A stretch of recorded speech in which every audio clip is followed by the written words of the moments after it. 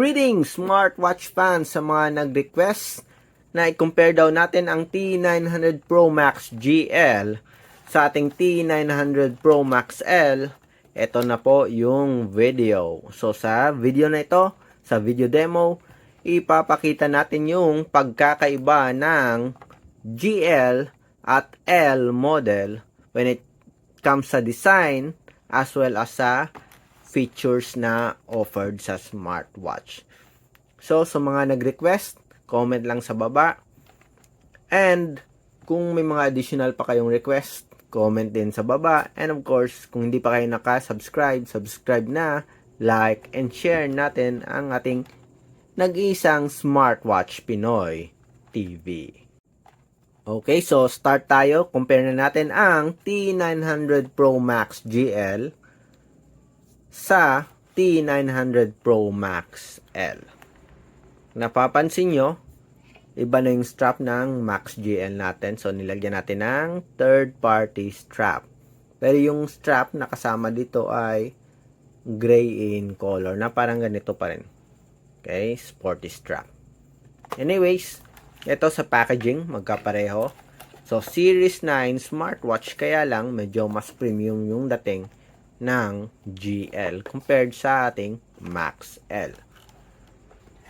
2.0, 2.3 display. Sa likod, almost the same lang kung napapansin nyo. Ito yung iba't ibang features. So, hindi ko na enumerate yung bawat isa sa features dito. Instead, explore natin yung menus or features sa smartwatch. Yung actual mismo. And, ito, meron tayong pagkakaiba in terms of support app. So, sa GL, gumagamit siya ng HiWatch Ultra. Dito naman sa T900 Pro Max L, HRY Fine application or Hairy Fine app. Ito, black yung color, parang dark gray yung color ng sa strap natin. So, pinalitan natin ng third-party strap. Okay, so explore na natin yung design ng bawat smartwatch. Okay, again, ito sa left side natin, ito yung GL. At ito sa right side natin, ito naman ang Max L. Okay, GL, Max GL, at Max L. So sa design, so premium, mas premium yung Max GL, obviously. Maganda rin yung finish, glossy. Ito flat silver. Sa likod, parehong gumagamit ng magnetic charging cradle. Pero medyo mas okay yung dating dito sa GL. Medyo mas malaki rin yung body frame. Sa left side, the same lang. So kung napapansin nyo dito, mas slim yung black border ng ating GL compared sa L. So, mas okay yung dating dito. Parang Series 9 na talaga. Compare dito, kung titingnan yung design, parang sa Series 7 or 6 pa rin yung style ng screen. For the size, 2.3, again, 2.3 para sa ating Max GL. 2.0 para sa ating L model. Okay, so sa UI, kaya lang medyo mas mabigat to compared sa L. So, watch faces. Ito yung mga preloaded na watch faces sa Max GL or sa Max L. Sa Max GL naman, okay, mas premium yung loaded na watch faces. Yan. Okay. So, in terms of UI, tingnan natin. Sa taas, yan. Notification function. Dito, pareho din. Sa baba, quick settings. So, mas maganda yung layout dito. Mas maraming layout. Ito, 6 lang. So, ito, sa layout na to, meron tayong ilang 1, 2, 3, 4, 5, 6, 7, 8, 9, 10. Yung grid pa rin, pero 10. Okay?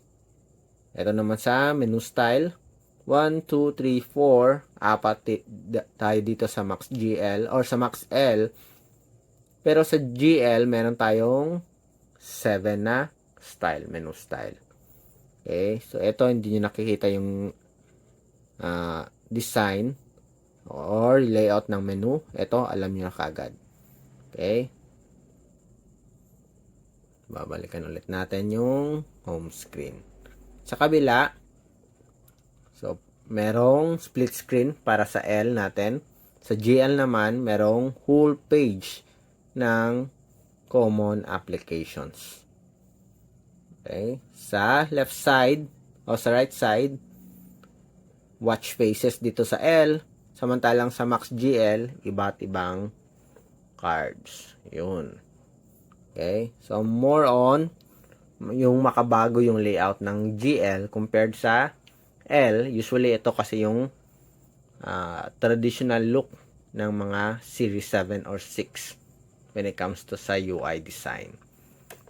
So, check natin yung menus and features ng Max GL and Max L. So, tapos na tayo sa basic UI or layout ng parehong smartwatch. Okay, so sa pag-access ng menu, press lang yung power button. So, meron tayong dialer, Bluetooth call yan. Phone book. So, dito, contacts naman yung term na ginagamit. Call logs, may message notification, may heart rate. Tingnan natin sa heart rate. So, heart rate. Ito may heart rate tayo. Ayun. So, magkaiba yung UI. May Facebook, support, notification lang to. Meron ba ditong Facebook? Tingnan natin. Yan, meron din. SOS, health recycling, ECG, sports. Ito, may sports din, kaya lang hindi na-categorize. Sa labas ka agad, dito ka agad sa main menu. May skipping, cycling, ano pa meron? May climbing. So, parang tatlong sports lang o 4. 1, 2, 3, 4. Dito sa GL, meron tayong running, bike riding, strength training, basketball, tennis, volleyball, at football. Okay, so medyo marami ng konti. Compared sa ating L. Ilan bang sports dito? 1, 2, 3, 4. Ulit. 1, 2, 3, 4, 5, 6, 7. 7 sports. Dito, 4 sa ating L. Pero parehong merong blood pressure, heart rate. Okay. May calculator ba tayo dito? Tingnan natin.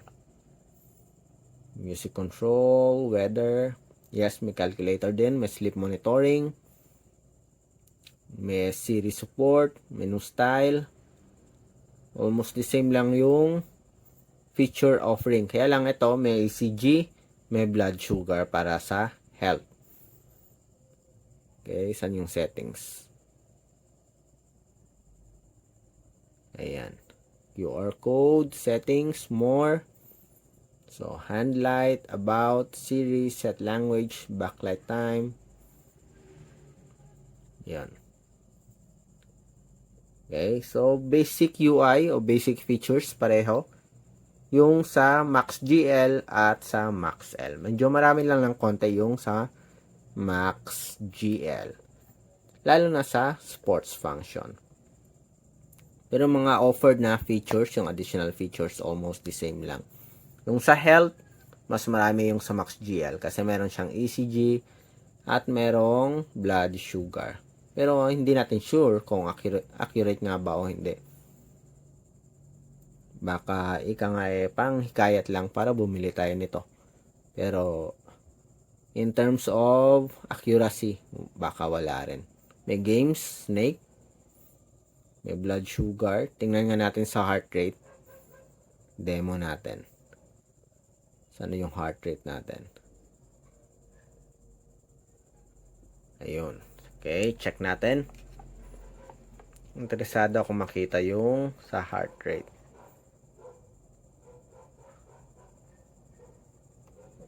Okay, heart rate. Tingnan natin. 90. Taas. 77. So, malayo. Magkaiba. Okay. Malamang siguro random lang to. So, tingnan ulit natin. 86. Dito sa kabila. So, meron tayong 82. 72. Ulit-ulit. Ito na, medyo magkasabay na. Tingnan natin. 80, 77, 80, 84, 83. Ayun, medyo nagsakto. Nagkapareho. Again, we'll see. 84, 82, 73. Parang random nga lang. So, malayo yung result. Di magkapareho ang result ng health function, yung particularly yung heart rate monitoring. Okay, so tingnan ulit natin iba't ibang menus at features. So, may Skype, may Siri, may calculator, may calendar. So, mas smooth yung transition dito sa Max GL compared dito sa Max L. Page by page ito. Nagsascroll yung iba't ibang function dito, yung menu. So, much better siya. Okay? So, that's it sa comparison ng design at menus and features ng Max GL smartwatch. Okay, T900 Pro Max GL smartwatch compared sa T900 Pro Max L smartwatch. So, kung may mga tanong, drop lang ng comment, subscribe, like, and share sa nag-iisang Smartwatch Pinoy TV. Bye!